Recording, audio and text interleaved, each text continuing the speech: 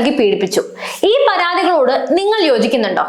എനിക്ക് യോജിക്കാൻ കുറച്ച് ബുദ്ധിമുട്ടുണ്ട്. കാരണം ഇന്ന് സ്വന്തം അച്ഛനെയോ സഹോദരനെയോ പോലും വിശ്വസിക്കാൻ പറ്റാത്ത കാലത്ത് ഇതുപോലെ ഇന്നലെ പരിചയപ്പെട്ടവന് മുമ്പിൽ സർവ്വതും മറന്ന് നിന്നു കൊടുക്കുന്ന പെൺകുട്ടികളെയല്ലേ നമ്മൾ തിരുത്തേണ്ടത്? അവരെന്താ ഈ ലോകത്ത് നടക്കുന്നതൊന്നും അറിയുന്നില്ലേ?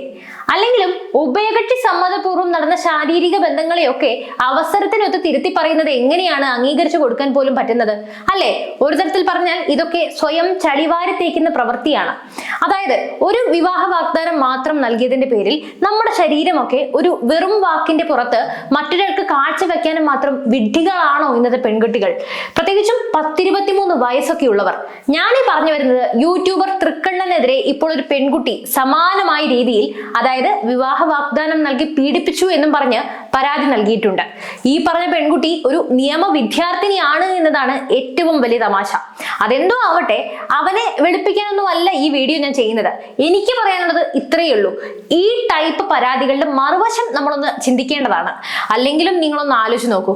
ഇത്തരം അടിസ്ഥാനരഹിതമായ പീഡന ആരോപണങ്ങളൊക്കെ കാരണം ഇന്ന് നമ്മുടെ സമൂഹത്തിൽ സെലിബ്രിറ്റികൾക്കിടയിൽ സ്ത്രീകൾക്കെതിരെ ഒരു അക്രമം നടന്നാലും അവിടെ ഇതേ കണ്ണുകളോടെയല്ലേ ആളുകളൊക്കെ നോക്കിക്കാണുക?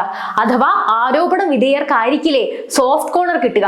സത്യമല്ലേ? എന്തായാലും നമുക്ക് വിഷയത്തിലേക്ക് കടക്കാം. യൂട്യൂബിന് വേണ്ടി വീഡിയോ ഷൂട്ട് ചെയ്യാനായി ഇയാൾ ഒറ്റയ്ക്ക് താമസിക്കുന്ന സ്ഥലത്തേക്ക് പോയപ്പോൾ അവിടെ വെച്ചാണ് ഈ പരാതിയിൽ പറയുന്ന സംഭവം, അഥവാ ഇയാൾ ഈ കുട്ടിയെ പീഡിപ്പിച്ചത്.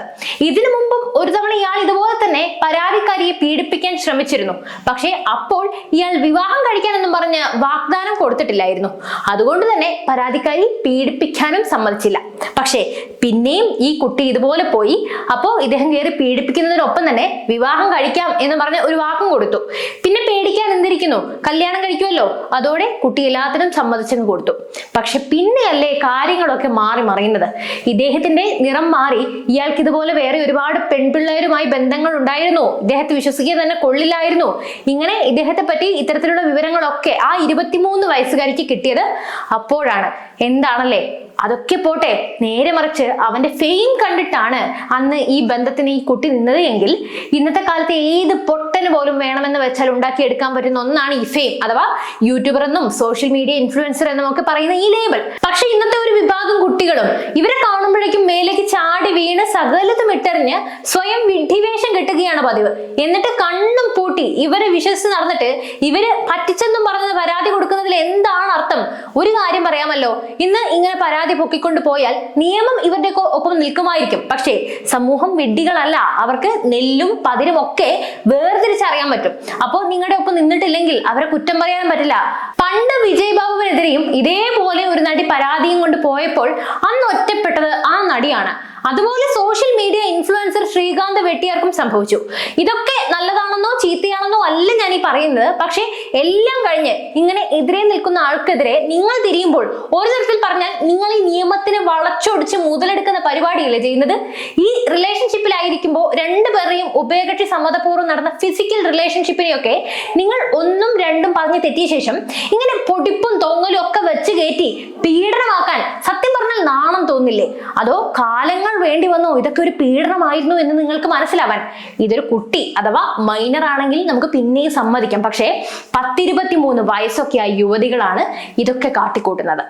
ഇതൊക്കെ പോട്ടെ, ചില അവസരങ്ങളിൽ ഇത്തരം വിഷയങ്ങളിൽ നമ്മുടെ നിയമം പോലും വില്ലനാകാറുമുണ്ട്.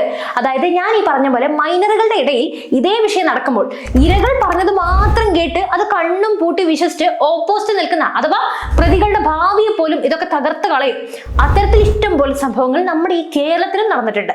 അതിൽ വല്ല സത്യമുണ്ടോ എന്നൊക്കെ പരിശോധിക്കും മുമ്പ് കുറ്റാരോപിതന്റെ ഫോട്ടോയും അഡ്രസ്സും പോലും പരസ്യപ്പെടുത്തും. അഥവാ അവർ കുറ്റം ചെയ്തിട്ടില്ലെങ്കിൽ പോലും പിന്നെ പീഡന കേസിലെ പ്രതിയാണ്. തീർന്നില്ല ഭാവി. പിന്നെ അവന്റെ അവസ്ഥയൊന്ന് ആലോചിച്ച് നോക്കൂ. കാശുള്ള വീട്ടിലെ പയ്യന്മാരാണെങ്കിൽ പിന്നെയുണ്ട്. ഇതൊക്കെ കുറ്റം ചെയ്യാത്തവർക്ക് വേണ്ടിയാണ് ഞാൻ പറയുന്നത്, അല്ലാതെ ഞരമ്പ് രോഗമുള്ള ആ അവന്മാർക്ക് വേണ്ടിയൊന്നും അല്ല. അതായത് ഇത്രയും ഞാൻ പറഞ്ഞുള്ളൂ. നമ്മുടെ സിസ്റ്റത്തിൽ കുറച്ചൊക്കെ മാറ്റം വരണം. പരാതിക്കാരിയെ കേൾക്കും പോലെ തന്നെ കുറ്റാരോപിതനെയും കേൾക്കണം. അതുപോലെ വിവാഹ വാഗ്ദാനം നൽകി പീഡിപ്പിച്ചു എന്ന തരത്തിലുള്ള പരാതിയൊക്കെ സ്വീകരിക്കുക പോലും ചെയ്യരുത്. അതെന്താ അവളുടെയൊക്കെ തലച്ചോറിന്റെ സ്ഥാനത്ത് കളിമണ്ണായിരുന്നു അത്രയും കാലം? ഇത് ഞാൻ ചോദിക്കുന്നതല്ല, ഇതൊക്കെ കണ്ടും കേട്ടുമറിഞ്ഞ സമൂഹം ഒന്നടങ്കം ചോദിക്കുന്നതാണ്. നിങ്ങൾക്ക് എന്താണ് ഈ വിഷയത്തിൽ തോന്നുന്നത്? എന്താണെങ്കിലും കമന്റ് ചെയ്യൂ. അതോടൊപ്പം നമ്മുടെ ചാനൽ ഒന്ന് സപ്പോർട്ട് ചെയ്യാൻ ശ്രമിക്കണേ.